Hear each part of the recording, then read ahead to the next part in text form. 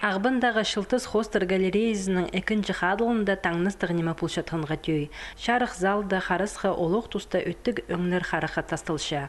Хостер уға олығылар болғанының напөзе пазы шалба 140-150 сантиметр.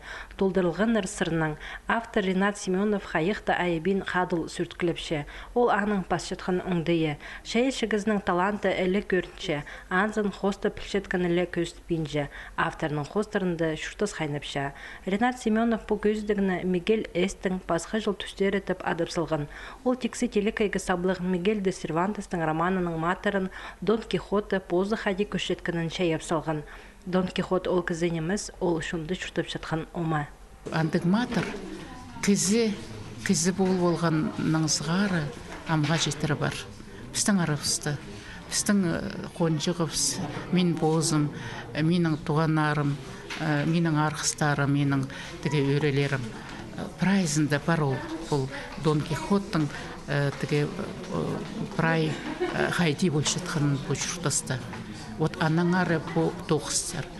Көзетігі сығарылған прайда тоқыстырда Дон Кихот өн матыршілі танықтал барған. Басқалары маскалығы кізілер айналарға малға төй омалар. Автор Мигель Сервантестің романы хостары амғы тұстағы шүртісті көздерге күстенші.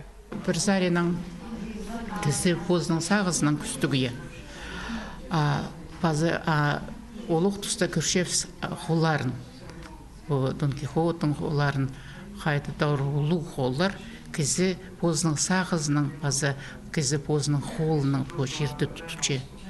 Қайды де жүрді. Қайды де бұл сағыз бұл қосшының әлі көз. Ренат Семеновтың попизінчі олығы көзіде. Чепозының тоқыстарын ол пастағызын сығаршы.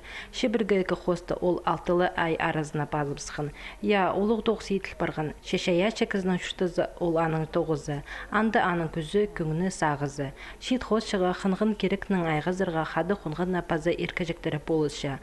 Бозы шайышылар сөйбірізінде түрен өскен кізі балаларын олық шылжап.